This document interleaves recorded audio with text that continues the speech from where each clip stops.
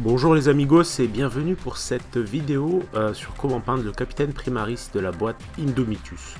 Ce tutoriel va être sur de la peinture assez rapide pour laquelle je vais utiliser pas mal de contrastes comme vous le voyez à l'écran, donc du Talassar Blue, Basilicum Grey, Gulliman Flèche, Terradon Turquoise, Take Beat et Yanden Yellow, et ensuite je vais embrayer sur de la peinture plus classique à base de Teclis Blue mélangé à pas mal de blanc, du Macrage Blue ensuite pour les ombrages. Et ensuite pour tout ce qui est issu du terre de sienne et du laser brown mélangé souvent à du blanc, et enfin du turquoise et du blanc pour l'épée. Donc pour commencer tout simplement avec du contraste à la Talassar Blue, je vais passer toute l'armure.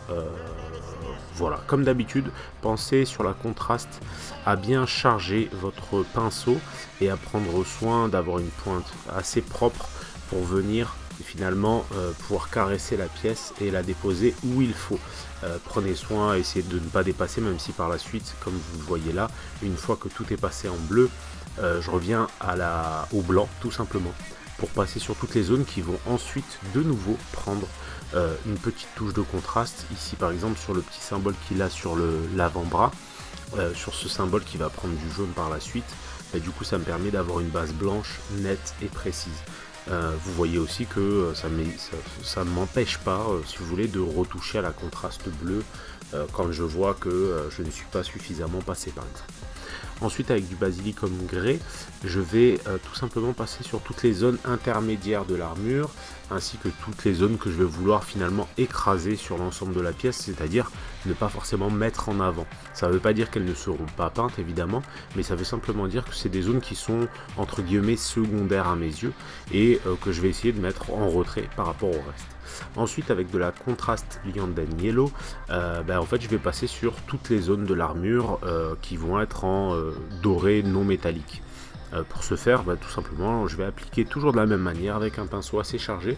Prenez soin tout de même avec la contraste de ne pas mettre trop de peinture sur votre pinceau. Faut jamais dépasser de façon générale la moitié du poil du pinceau, sinon vous allez voir que la peinture va avoir tendance à venir sur la base du pinceau et à abîmer vos poils. Donc ça, évitez autant que possible, ça va au fur et à mesure l'abîmer. Donc ensuite, avec du Gulliman Flèche, je vais passer sur le visage, et je vais aussi passer avec ce même Gulliman Flèche sur les zones de tissu. Alors bien sûr vous pouvez distinguer les couleurs, mais moi j'aime faire simple au début, ça me permet d'avoir une base commune. De toute façon c'est pas vraiment les zones les plus étendues, et du coup c'est pas forcément les zones qu'on va le plus travailler, tout du moins le plus essayer de mettre en avant avec des contrastes très forts. Pour ça on va plutôt se concentrer sur l'armure. Alors vous voyez, une fois la contraste passée sur l'ensemble de la pièce évidemment, finalement vous avez entre guillemets ce qu'appelle Games Workshop du prêt pour la bataille, c'est-à-dire qu'en gros vous avez une figurine qui est prête à jouer puisqu'il y a des couleurs partout.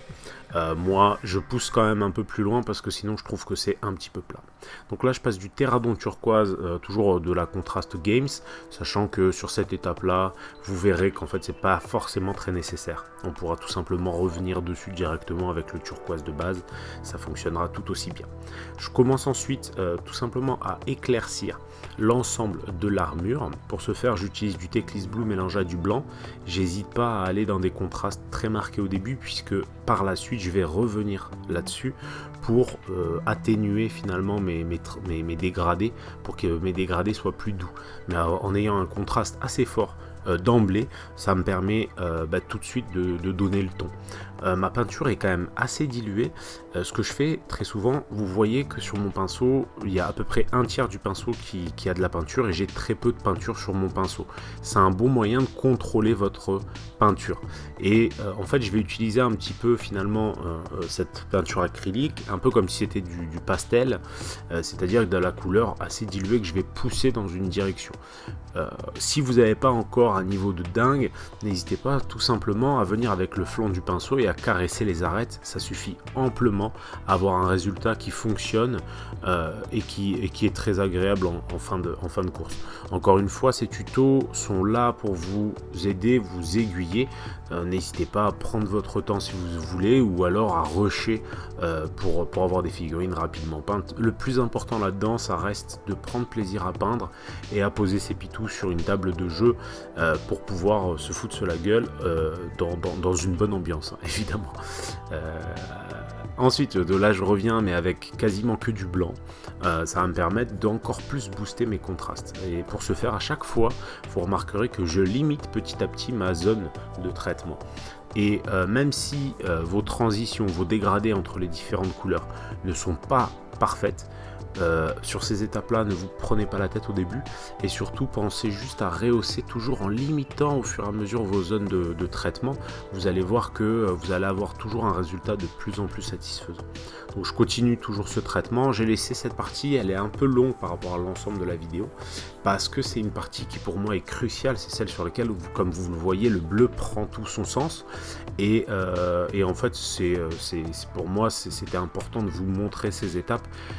Parce que vous allez voir plus facilement où je pose mon pinceau, comment je pousse ma peinture, tout ça est assez important.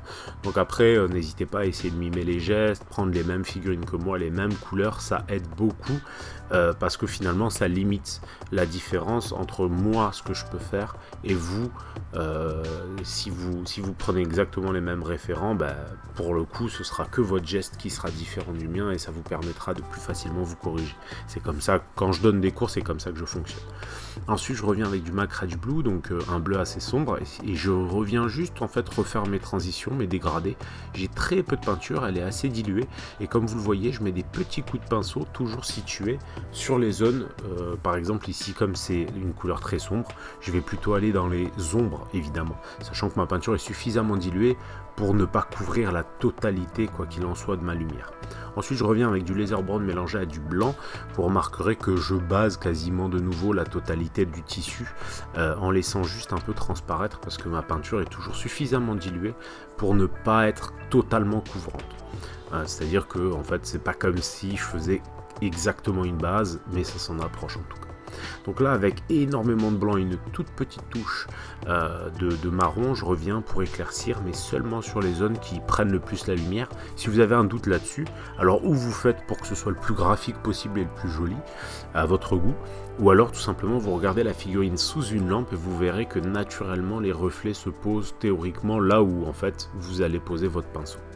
Vous remarquerez que j'utilise beaucoup le flanc du pinceau pour pousser ma peinture dans une direction ou dans une autre, sachant que la pointe va plutôt servir à diriger la peinture dans la direction que je veux. C'est-à-dire que ici par exemple, toujours avec le blanc, en gros je vais pousser sur le haut du crâne et tout ça, sachant que toute cette zone là a reçu le même traitement que pour le tissu. J'aime bien uniformiser et ça m'évite d'utiliser trop de pots différents et d'avoir une figurine avec trop de couleurs différentes qui va avoir tendance à donner un petit look d'arlequin. Surtout quand la figurine est très chargée, n'hésitez pas à utiliser les mêmes couleurs mais avec des traitements légèrement différents.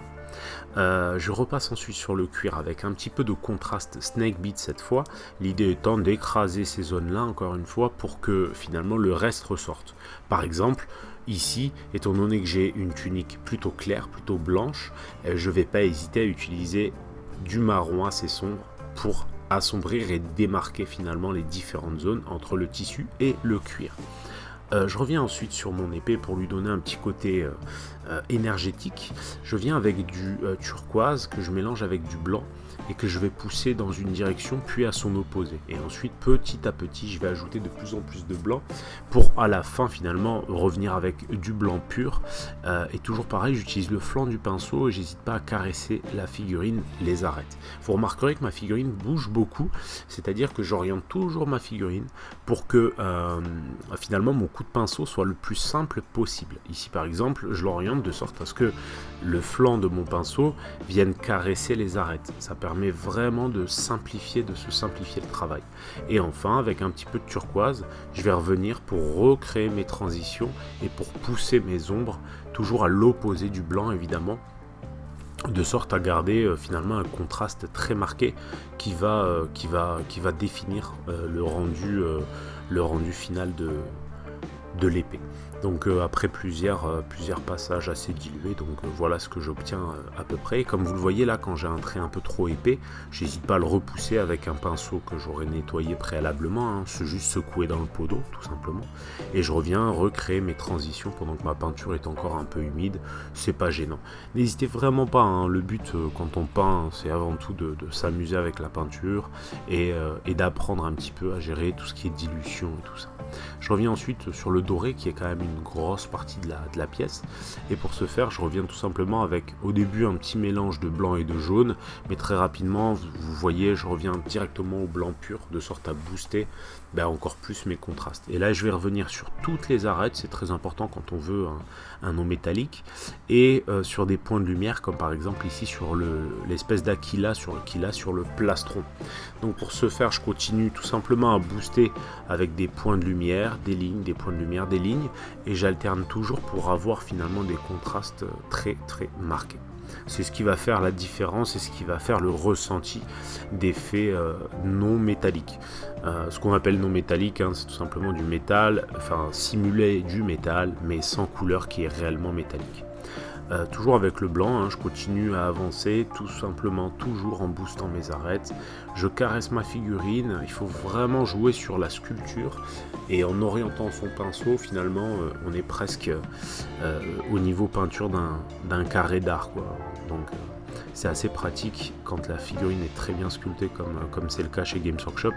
Il suffit souvent de caresser avec son pinceau les zones qu'on désire pour que ça fonctionne.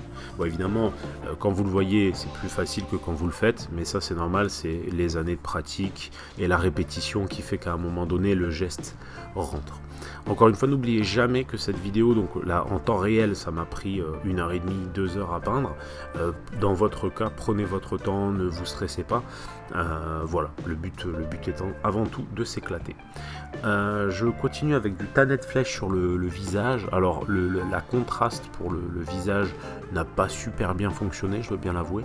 Donc toujours pareil avec mon tannet flèche, je vais le passer sur l'ensemble, mais assez dilué, de sorte à créer finalement un filtre sur l'ensemble du visage pour atténuer finalement les zones un peu trop marquées, qui ont été un peu trop marquées par le jus de contraste. Je reviens ensuite avec de plus en plus de blanc, et je vais me focaliser vraiment sur le nez, les arcades, les arêtes, tout ce qui est un peu anguleux sur la tête d'un Space Marine, de sorte à vraiment booster ces zones-là.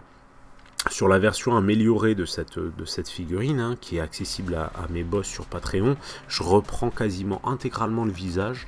C'est pas forcément un visage qui me plaît énormément, je dois avouer qu'après l'avoir monté, j'aurais peut-être préféré mettre directement le casque, qui fonctionne à mon sens et à mon goût beaucoup plus. Donc j'aviserai par la suite si je le remplace, c'est toujours possible. Ensuite, avec du terre de Sienne, hein, une espèce de marron rouge, je reviens booster mes contrastes sur le doré. Pour ce faire, je reviens tout simplement à l'opposé de mon blanc, toujours pareil, et en posant mes lumières, mes ombres, hein, du coup, pardon, toujours à l'opposé. Et voilà, comme vous le voyez là, j'essaye d'orienter. Quand vous ne savez pas où poser les lumières, faites ou en fonction de votre lampe, ou tout simplement en fonction de votre feeling.